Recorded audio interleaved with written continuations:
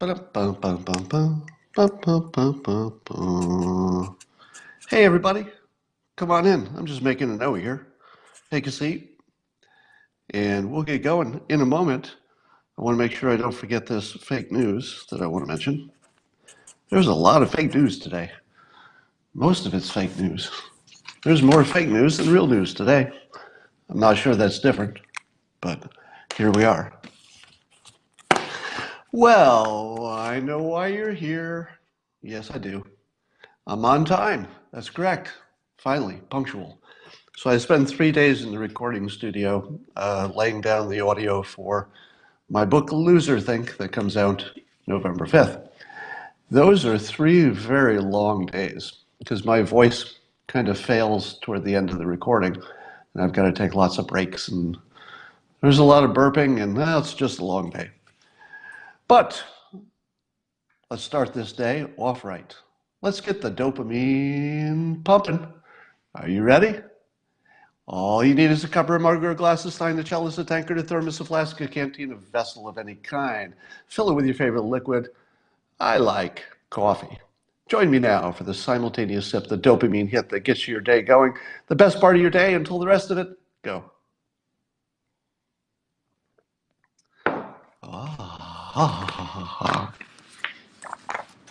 Well, there's a whole bunch of interesting things today. So let me just run through them.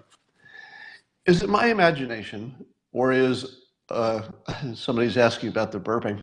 When you're doing an audio book and you're doing a lot of reading out loud, you end up swallowing a lot of air. So it's actually literally part of the process that every, I don't know, half hour or so you have to step away from the mic and just like burp like crazy. Apparently happens to everybody. So that's a little thing you didn't need to know. Is it my imagination, or is Elizabeth Warren, uh, could she not have won the presidency by simply being a 10% better Hillary? Because if you look at her, she's sort of like a slightly improved Hillary, little thinner, a little more fit. You know, Warren looks like she's really healthy, which is a real good thing. She doesn't have the baggage, you know, she doesn't have the Clinton Foundation.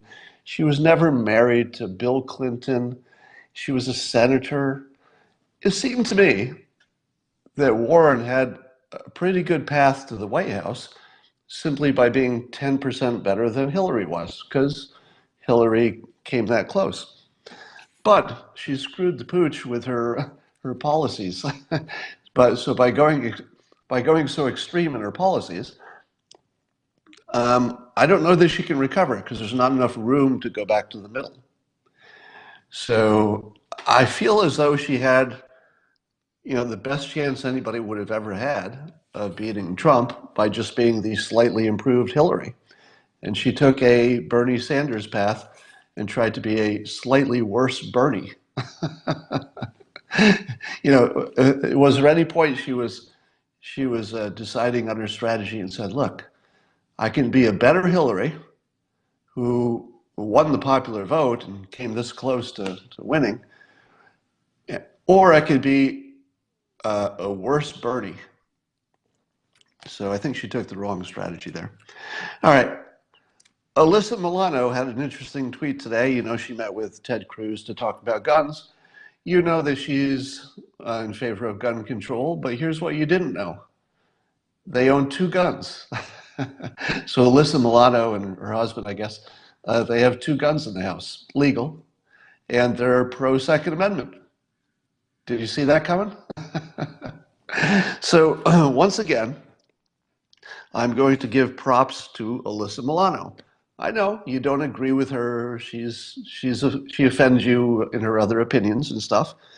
But every now and then you have to just stop and appreciate things that are good, you know, just effective, that they work, they're sincere, they're well-meaning, even if it's not exactly what you would have done, even if you have a different preference, sometimes it's worth stopping. So here's what I'm going to give her props for. She has inserted herself into the conversation about guns in a very effective way. as evidenced by her meeting with Ted Cruz, as evidenced by her social media, as evidenced by the fact that I'm talking about her. So that's number one. Number one step of persuasion and effectiveness, get people's attention. A plus. Man, does she got people's attention, right? So on that dimension, A plus. You can't beat that. That's AOC level, that's Trump level. That's good stuff. Can't take that away from her. Next, I believe she is sincere. I believe she has no profit motive. I mean, that would be ridiculous. I believe that she wants to help the country. A plus, right? You can't agree with your fellow citizen on everything, but you can certainly hope that they have the best interests of the country in mind. That seems to be the case. Her opinion of how to get to the best place might differ from yours. But is there any question that she has your best interest in mind? Your best interest, like actually your best interest, in addition to her own, and in addition to the country? I think so. Now, of course, everybody's got a different risk profile and preference about guns. So some people would not get what they wanted if she did get what she wanted. But that's how the whole world works. You can't hold that against her. And then, thirdly, she's doing this pacing and leading, as was pointed out on Twitter, by stating that she's pro-Second Amendment and that she has 2 guns. The first thing is, it's an interesting surprise. And surprises are very powerful for persuasion. In other words, you had this impression of her, and then she throws this in there. We have 2 guns and we're pro-Second Amendment. And you're like, what? What? I didn't see that coming. And it's called pacing in the world of persuasion. She's matching at least as much as she can. It's not a full match, but she's matching the people she's trying to persuade. Say, yeah, I'm basically on your side. And she adds in her tweet that 90% of the country is in favor of some, whatever they would call common sense gun restrictions. So she's saying, basically, I'm exactly where you are. And she's not too far off. I mean, she would differ on the ARs and stuff, but it's a good play.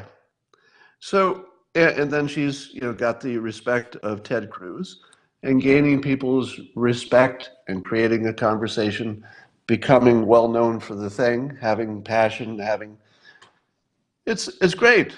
I could not be happier about Alyssa Milano and Ted Cruz. So everything I just said about Alyssa Milano, just say, well, also Ted Cruz. But here's the thing. Ted Cruz is a frickin' senator, right? It's a little bit easier for him to, get attention and, have his impact be felt. Alyssa Milano is coming into a game that she doesn't play, politics.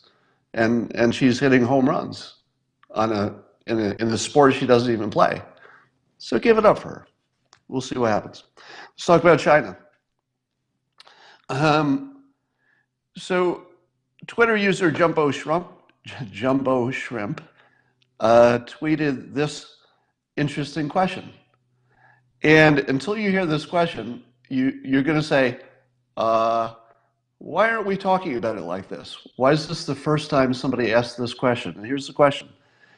China, we know, to target Republican areas of the country with their tariffs so that it would put more pressure on President Trump because he needs to win re-election. And it would be bad if the parts of the country that were the swing states were mad at him because of Chinese tariffs. And Jumbo Shrimp asks, quite reasonably, why isn't that election interference? Right? Wouldn't you say that China targeting specific areas of the country, industries really, but those industries are concentrated in different places, if they're doing it to affect the election, it's election interference. And that's war. Am I wrong? That's war. If you interfere, let me say it as clearly as possible. If another country interferes with our election in a meaningful way, that's war. Now, that doesn't mean we shoot bombs at them and shoot missiles at them, but it is an act of war. Now, I don't know if we're doing anything similar to China, so maybe it's In some ways it might be a tit for tat. But why are we not at least talking about it in those terms? Somebody says, yes, you were wrong. USA interferes all over the place. I accept that we do. But we don't say to Russia, oh, Russia, it's okay that you interfered in our elections because we do it too. I mean, everybody does it. Now, I do agree that we do it too. And I do agree everybody does it, even to allies, et cetera. But that doesn't give you a free pass. If you catch someone else do it, you still have to deal with it, right? I guess the Pentagon is assembling a list of Army-linked businesses that China has links to make sure that their technology and our technology doesn't get connected because they can steal secrets, I guess. Now, I don't know the whole details, but it's meaningful that we're putting pressure on the technology part of China, the technology transfer and stealing part. And it made me wonder, are we going to get to the point where all the major powers just have to create their own technology? Will we get to the point where it will be too dangerous even to have communication links between American technology and, let's say, Chinese technology? Same for other countries, but let's just use China as the example. Could we be safe all the time knowing that their technology even had a communication link to our technology? Like, how much danger would that be? I'm wondering if we're heading to a point where China can't use American chips and we can't use anything that comes out of China because we wouldn't always know if we could secure it. We might be heading toward that. Here's a suggestion. You've noticed that there are countries in the world who have free and open internet and they can look at anything. And then there are some totalitarian type countries that are limiting what their people can see in their country on the internet. So you've got Iran, North Korea, China, I don't know how many others. Russia? I think Russia's trying to build their own internal internet too. And here's what I would say about those. I think they need a name. I think they need a label, because labeling is powerful. When you label something that before you labeled it was simply a concept, you don't get much persuasion power from sort of a concept. You need to put a label on it, and then people think of it based on the label, and then the label gives it power. Watch me do this right now, okay? So the concept is that some countries are limiting their internet and others are not. And here's the label. I'll label the countries that are limiting access to their internal internets or limiting their citizens on the internet. I would call them failing digital states. Failing digital states. And the thinking behind that is that any country that is trying to limit their own citizens from the internet will fail 100% of the time. Because that means that their system, think about this. If you're limiting the internet, it means that your system of government can't handle information. The information alone would bring it down. If your country is so dependent on lies to stay in power, and you're so dependent you actually have to control the information coming into your country, I think you'd have to be called a failing digital state. And I mean that literally, because if you try to control your digital information, the citizens are going to find out, and they're going to find out. It's impossible that they wouldn't find out. So the citizens will find out what's going on, and it's not going to be pretty eventually. So I would say the failing digital states should be labeled as such and let them fail. Because rather than trying to, browbeat, Iran into opening up their internet, let's just say it's a failing digital state. It's up to them what to do about it, but we're just labeling it. We're not telling you need to change. It's not our business. It's not our country. But you're a failing digital state, and there's no way that you're going to survive in the long run. Here's something interesting. The Supreme Court, I guess, held up Trump administration rule or is it a policy or a rule or law? I don't know exactly what it is. But the Supreme Court agreed that asylum seekers from countries that are not on our border can be banned from entry or banned from getting asylum because they went through another country first. So the idea is that they have to apply for asylum in the first country they can get to, because otherwise it's not asylum. You know, asylum is the only thing I need is to get out of my country. So if you get into Mexico and you get out of your country, you're done. If you want to also get into the United States, well, that's more of an economic decision. That's no longer asylum. So that was, I guess, essentially what the administration was arguing, and I guess the Supreme Court upheld it. I think there might be some more fighting on that in lower courts or whatever. But here's my main point. There are several sort of slow motion improvements happening with border security.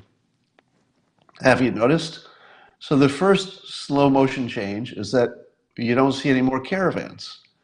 Now, I don't know if that has to do with weather. Do you? It might be a weather thing, just too warm. So we don't see the caravans, so that looks like momentum has slowed, even if it's just because of summer. We also know that Mexico's National Guard is getting aggressive in guarding their southern border, which is cutting off the flow, and maybe that's why there are no caravans. But that's, you know, a major effect, and the number of people getting apprehended is way down because fewer people are getting through. And then you've got this asylum seeker thing. But then there's a fourth thing, which is, why are we not hearing more stories about families being ripped apart? So I don't know the answer to the question. It could be that we just got bored with the story, maybe. But it seems to me far more likely that the Trump administration, you know, knew it had this bad stain on its reputation, the separating, you know, kids from parents and stuff, and that they've sort of continuously pushed resources in that direction while everybody's complaining, but things don't happen quickly. So we may be reaching the point where the administration is finally, you know, being effective in creating better conditions, partly because fewer people are coming over, maybe partly because more judges are processing things, maybe partly because we're getting, just more product in there, more places to stay. But the fact that we're not hearing about it suggests to me that every trend on the border is positive. I need a fact check on that. So it's sort of the dog not barking. I'm not sure that I can be confident what I'm saying is accurate, but it feels to me that the Trump administration has finally wrestled this thing, you know, one component at a time, just sort of pushing the whole time to the point where it sort of fell below. Yeah, also the wall is being built. Right, I forgot to mention that. So the, you know, construction on the wall is likely to be built. There'll be more legal battles about the blah, blah, blah, taking the money from the military. But it looks like, I don't know, am I being too much of a team player? And am I being too pro-Trump to say that, as far as I can tell, every single part of the border security issue is going his way right now? Is that not true? He's getting his wall. Looks like he's probably taking care of the family separation thing. He's got the asylum thing going on, and he's got Mexico guarding its own border, and the numbers are way down. You know, and plus he's pushing China on fentanyl, which is really also a Mexico problem. It feels to me like the Trump administration is winning on every dimension on immigration. And he's got another year of winning or so before the election, so that looks good. That's the sort of story you won't see in the news because it's sort of a laundry list of things that aren't too exciting on their own. You have to see them all together to say, oh, all together, there's sort of story here. It looks like he's winning on everything. Just none of it is as fast as you wanted it to be. Apparently, the administration is going to ban flavored e-cigarettes, and they're going to make the tobacco-flavored ones go through the FDA. But in the meantime, I think the tobacco ones can stay on the market while the FDA is looking at it. And as far as I can tell, this is pretty popular because it's, gets kids off them and they're in the news. And um, I'm 100% in favor of this. 100%. I think flavored e-cigarettes should be banned. At the same time, I'm generally don't want any more laws than we need. I just think we should be free to do what we want, etc.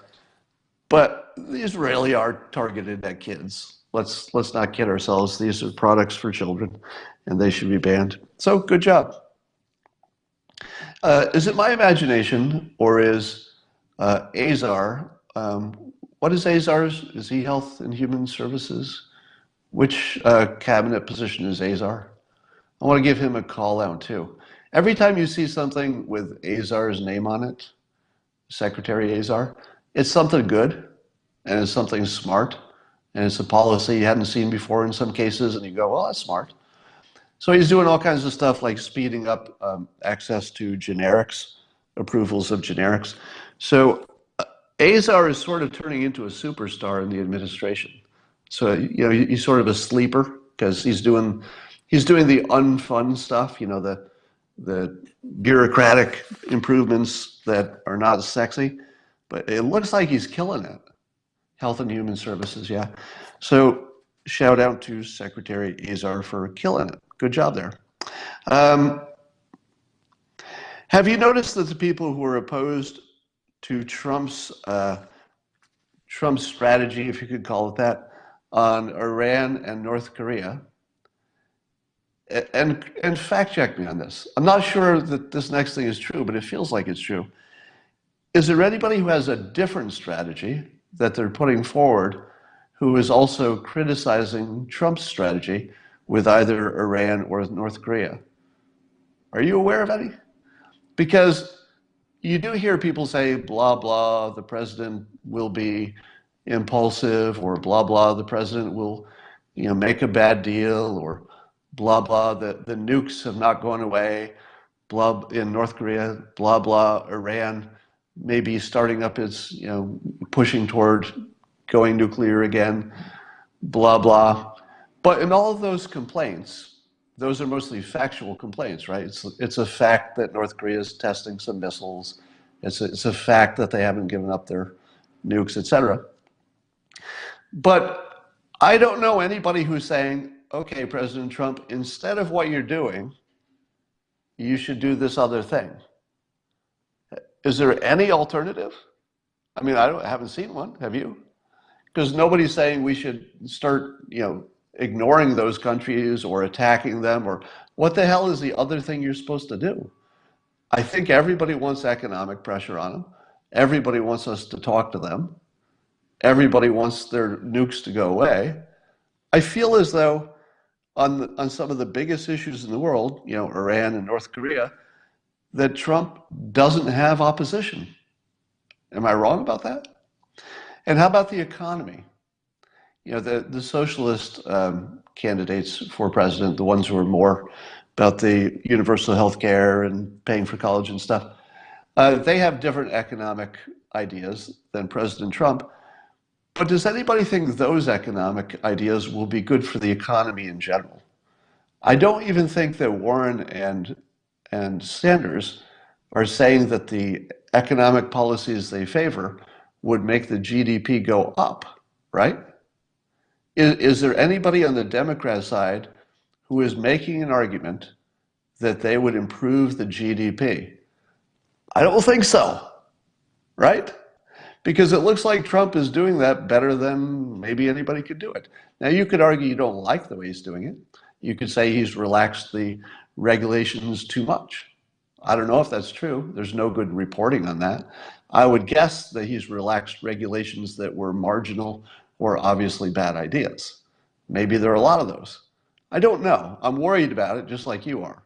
I do not feel safe that a bureaucracy, any bureaucracy, doesn't matter, Republican, Democrat, I do not feel safe that my government is good at making regulations about the environment, and I'm not sure they're good at removing them either.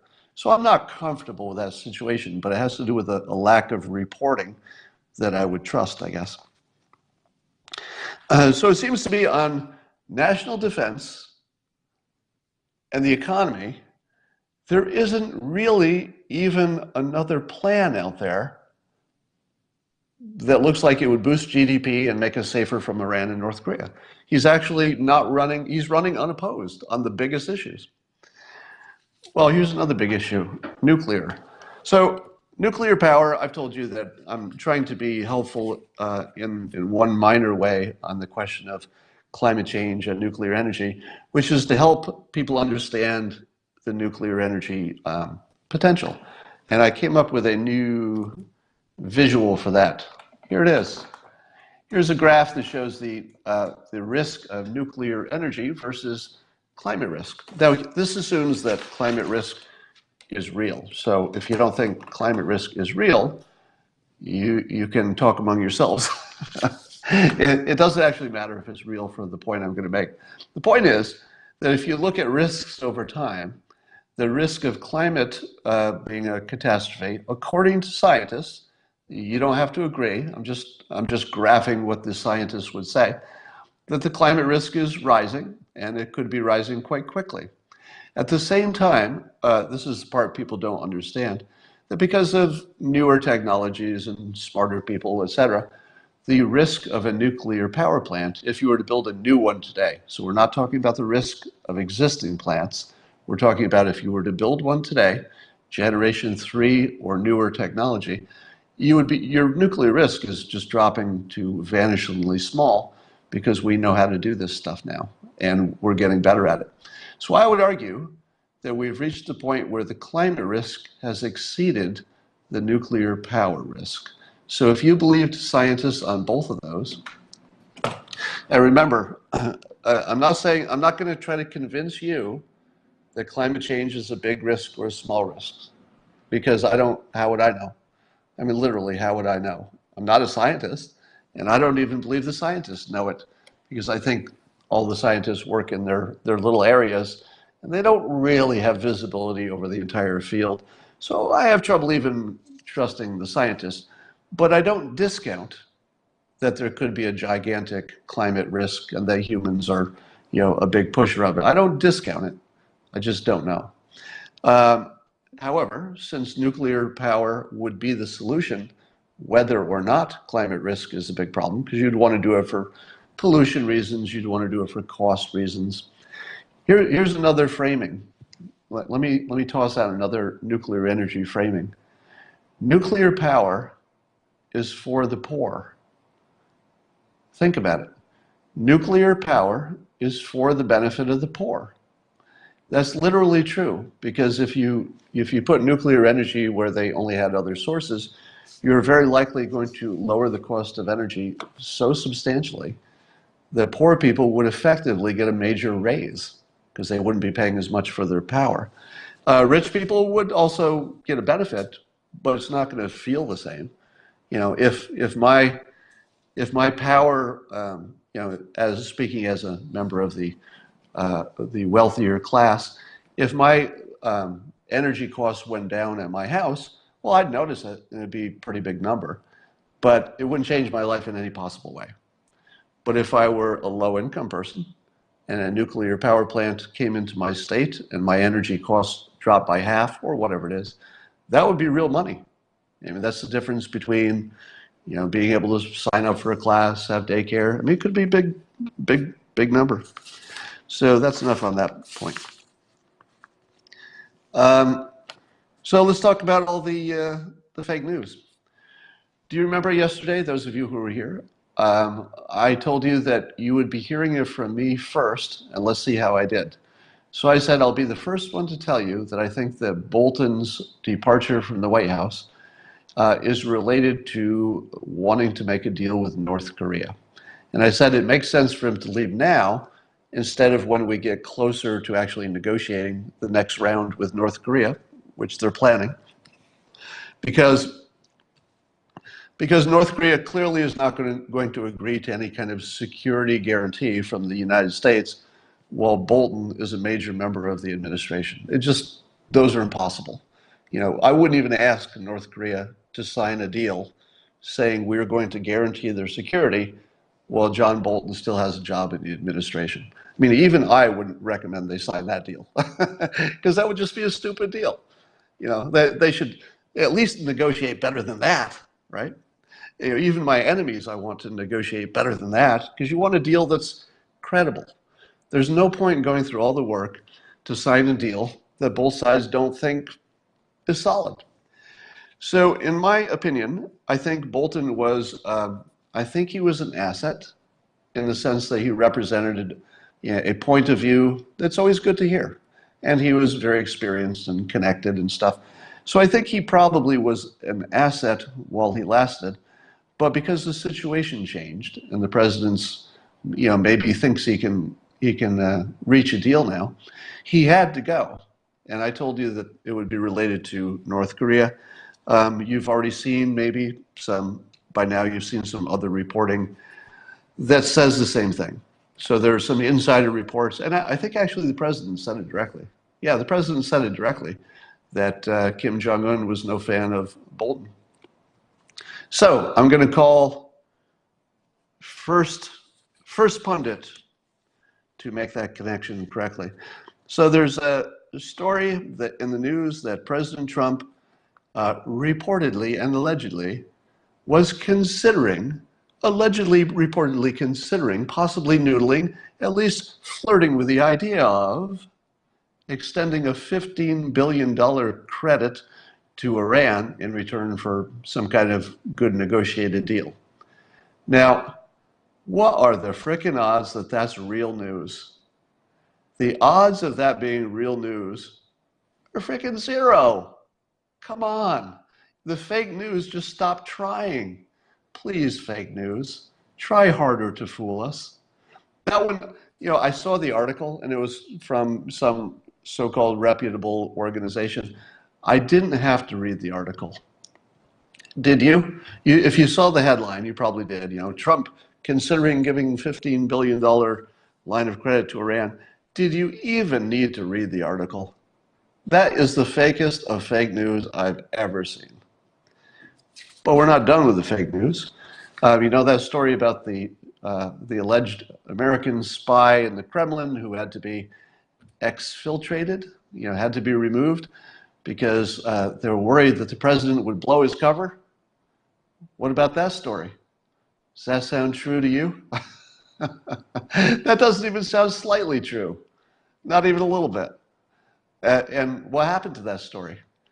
Did that story just sort of die out? Because remember, Pompeo said it is factually inaccurate. Didn't happen.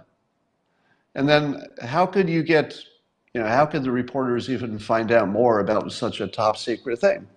Yeah, just sort of, somebody says petered out. That's exactly what it did.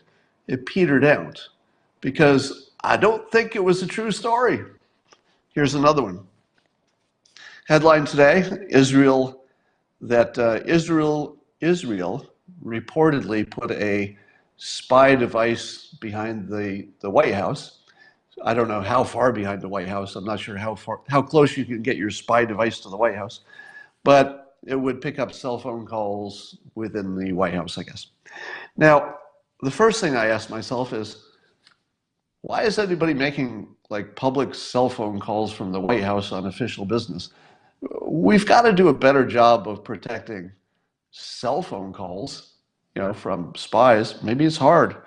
Is there no such thing as encrypted cell phones? I don't know. Is that a thing? Well, here's my take on that. So, of course, Israel has, as they would, of course, they've denied that they would ever spy on the United States or the White House. You and I know that allies do spy on each other. We know that no matter how close your relationship is with your allies, we're probably spying on them. They're probably spying on us. Yeah, but it's not necessarily malicious spying. In other words, it's probably the strategic kind. Like you need a heads up. They're your buddies, we're allies, but it'd be nice to have a heads up where your heads are. So I tried to assign an odds to Israel actually being the ones who planted that device. And I'm going to give it a 50-50. The 50% odds that they did is simply because, well, it's what allies do to each other. And then when they get caught, they deny it. So it wouldn't be surprising in any fundamental way if any of our allies, whether it's Great Britain or, yeah, it just doesn't matter who it is, Israel, Great Britain, Japan, if we found a bug somewhere in a government office, uh, somebody says, don't trust Scott Adams. He's a wolf in sheep's clothing and gross. Well, you won't have to worry about me because you're blocked. So, so it wouldn't be surprising if it were Israel, but here's the argument against it being Israel.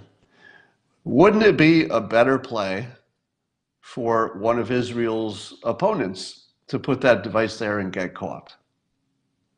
So here's the first question.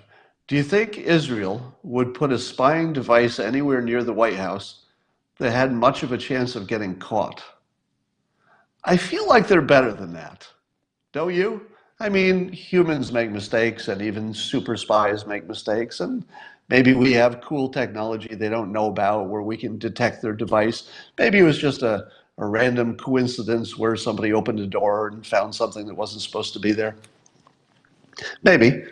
But I feel as though Israel either would have known they could get away with it, or they wouldn't have put that damn thing there in the first place. Hypothetically, if it were them. But imagine if you were an enemy of Israel. Imagine you were Iran or anybody else who was anti-Israel.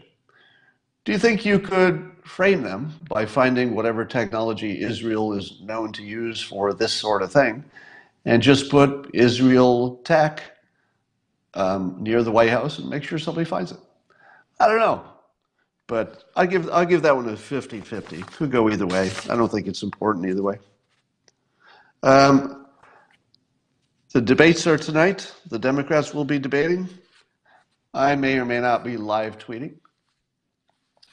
Don't know. I might if it's interesting. So I think this is the beginning of the process where we're going to find out, first of all, who the top three are. And I think there's a pretty good chance that you're going to see at least one of the top three decompose tonight. There's probably one of them who's not going to do well. I'd guess Biden. So what happens if Biden takes a dump? Where do Biden's votes go to? Well, if they go to somebody they think is the next best chance of winning, who is also not hardcore socialist like Sanders and Warren, I think it goes to Harris because she's fourth in line. She has some chance of winning. She's at least not quite as crazy as the full socialist. She looks like she could be a little flexible in there. So I wouldn't be surprised if you see Harris's numbers go up and Biden's go down after this. All Harris has to do is show up and be capable. She just has to show up and not make a big gaffe. I don't think she necessarily has to kill it. I think she has to be credible and presidential, and she'll take from Biden, because Biden's going to be under attack, and he's going to gaffe, and he's going to stroke out. I mean, not literally. Well, maybe literally. You never know. I had one other topic, and it's this. Throughout human history, there have been allies and enemies among countries. I feel as though we're entering an age where the only rational thing to do is get as many allies as you can on your side. Because the age of wars working is kind of over. At least wars among the major powers. The smaller countries are still going to have their civil wars and their, the smaller border issues. But wars among major powers, and here I would say major would be, Iran, North Korea, US, at least somebody who's got a serious military. I think those days are largely over. And the Iraq and Afghanistan situation are a big part of that. Because it's obvious that you just can't win a war anymore. Wars are no longer winnable because there's always somebody who's going to arm the rebels, and they're going to arm them with such good weapons that you just can't hold the country. You know, the rebels will be able to blow up your pipelines, your railroads. They'll be able to put IEDs in your streets. So I think the days of conquering a country that doesn't want to get conquered may be over. And so we should be smarter than that. It feels like uh, somebody says wrong, look at history. I am looking at history. That's the point. Well, so somebody's saying we didn't learn from Vietnam, so therefore maybe we won't learn from Afghanistan, and therefore we won't learn from Iraq, and then we didn't learn anything from Syria, I guess. Um, that's the slippery slope argument. Well, not really. That's more like we'll never learn argument. And I don't think that's the case. I think the better way to see it is that eventually you do learn. If you try something and you get slapped on the wrist the first time, you might say to yourself, well, I'll try that one more time. But if you get slapped enough, you do change your tactics. And I think what's different is we understand now that we can't win. When we fought in Vietnam, we didn't know we couldn't win. When we fought in Iraq, we didn't know we couldn't win. When we fought in Afghanistan, we didn't know we couldn't win, at least in terms of getting everything we want and pacifying the country, etc. We certainly won militarily against the worst people. Somebody who's saying winning is not the point. Yeah, in those cases there may be other objectives because of WMD or something, but it's obvious that it's bad for the attacking country, and that's different. So I think that here's where I'm going with this. I think the countries that are our enemies now, Iran, North Korea, you could argue Russia, China's a special case. I feel as though we should be trying to turn them into allies as opposed to simply turning them into not enemies. I think it's shooting low to say, hey, let's just not be at war with Iran. That feels like not even close to where we could get and where we should be aiming. We should be aiming for full allied situation. Now, you might say to yourself, Scott, there's no way to be a full ally with the Iranian regime. They want to conquer the world, etc. Well, then you put a timeline on it. You say, okay, it looks impossible today, but let's say in 20 years, we would like to figure out a way to be full allies with an Iranian regime that wants to be full allies with us. Same with North Korea. We don't have to say we'll do it tomorrow, but I think it helps. I feel like it helps to say, no, we're not just trying to be not at war with you. That just feels like loser think, because that's not what you want, right? What you want is to be allies. What you want is to make money. What you want is to open their markets. What you want is everybody does better, so nobody's thinking about nuking anybody. That's what you want. So why shoot low and just say we don't want to be at war? Go right at it. Say, look, I'm going to spend more and more time explaining to you what it looks like when we're at peace and we're friends. You're going to start liking it. Yeah. And that's where we're trying to get. If you fight us, we're going to fight you. If you attack us, we're going to attack you. You're not going to like it. But where we'd like to get is a good place. I think, and I'm not being unrealistic in the sense of imagining that any of that would be easy or even more than 1% likely to get where we need. I'm talking about a mental mindset of how to approach it. You should be asking for far more than you think you can get. Somebody says history repeats. I've got a chapter in my book mocking the idea that history repeats. History can't repeat. Do you know why? History can't repeat because you never have the same starting point. You have things that might remind you of other things, but that's a different thing. It's a different set of variables, and the current variables have learned a lot from the old variables. So there are things that remind you of other things, but history can't repeat. It's not a thing. People can be similar over time. People's preferences can be similar over time. People's weaknesses can be similar over time. But these are patterns which are false patterns. Here's why you think history repeats. You ready for it? You think history repeats because you don't see all the history that doesn't repeat. If you could see all the things that look like they should have repeated and didn't, you would say to yourself, oh, if you look at everything that's happening, history basically almost never repeats. And when it does, it's just a coincidence, and it's a pattern that you say, oh, I thought I saw that pattern before. It is an illusion and bad thinking. It is literally a chapter called Loser Think in my book. Well, it's within the Loser Think label, because it is a poor analysis. History always starts from the current set of variables. It's not influenced by some kind of magic from the history of the past. All right. Kanye West tore down those little experimental low-income homes he built. If you heard that story, so Kanye has one of his projects is he's trying to design, working with a design firm, I guess, to design low-income homes that are also very cool. Because why should poor people have, let's say, poorly designed places? Poor people need places that don't cost a lot of money, but they don't need poor design. Design is free, kind of. I mean, because you amortize your design costs over the entire project, so they're inexpensive.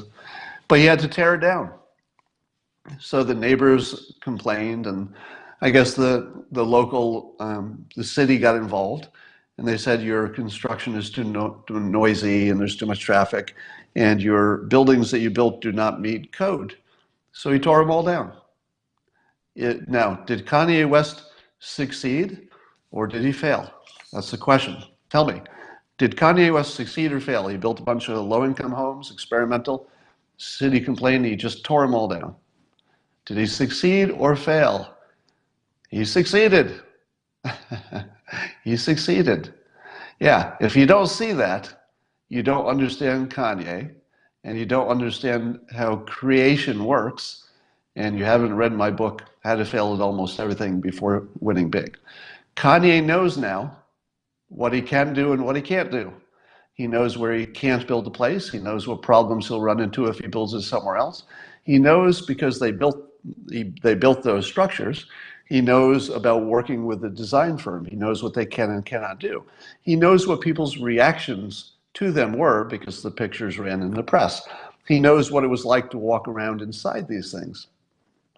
Kanye just went from not knowing a whole lot about building low-income homes to being one of the experts in the country on building low-income homes.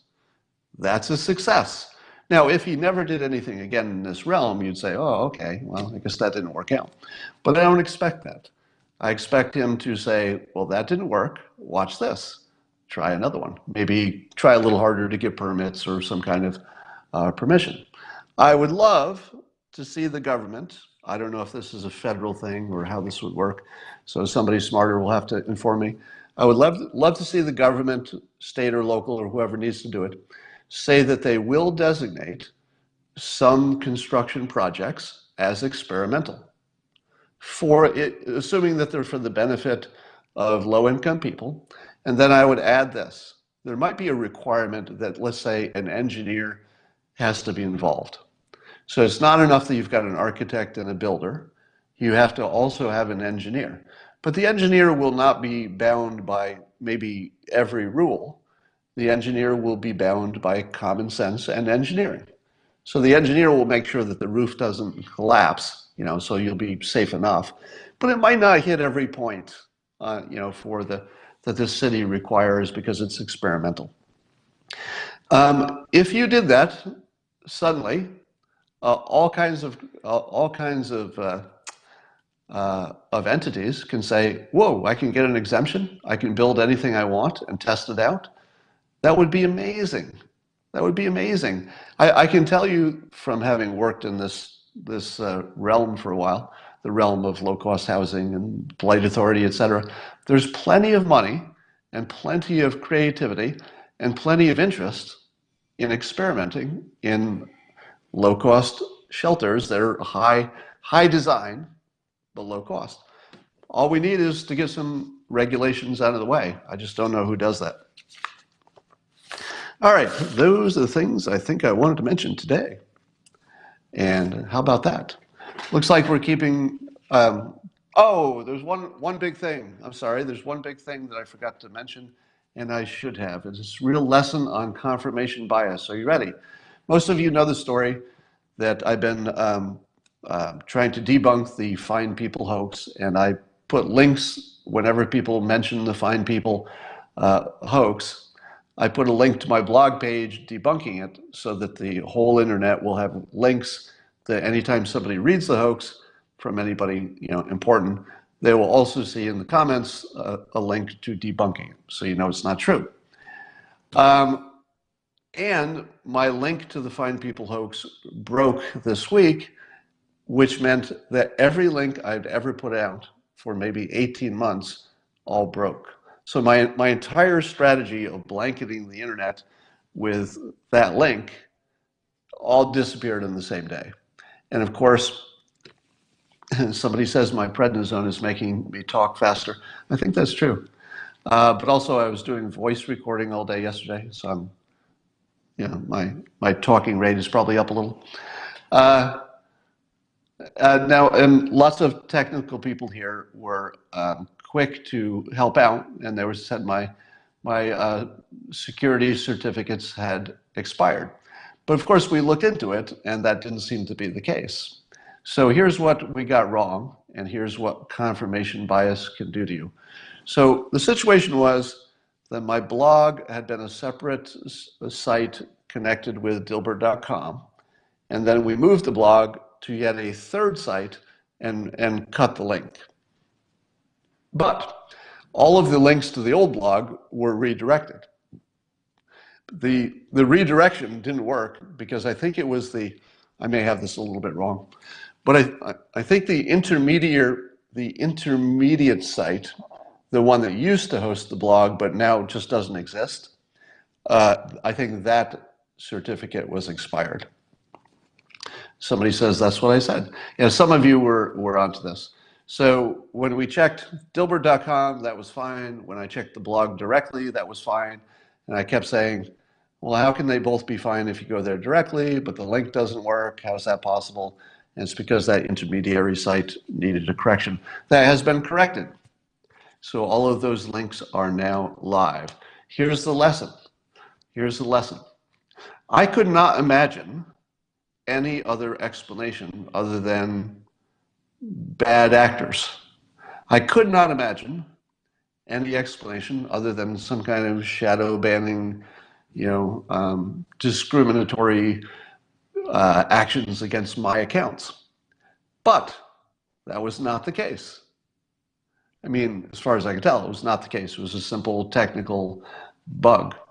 So keep that in mind, because I think when we look at the conservatives being shadow banned, etc., I am convinced there's something real to that, but there's also a whole bunch of it that's not, and it's hard to sort out what might be real from what not. But I can confirm, and this is a perfect example, that a lot of it, what you think, just has to be. It just has to be somebody up to no good. It just has to be a hack, and you find out it's just a bug. All right.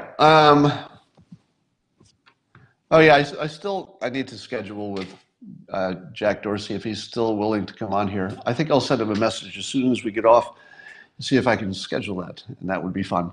And I will talk to you all tomorrow. Have a great day. Best day ever. Bye.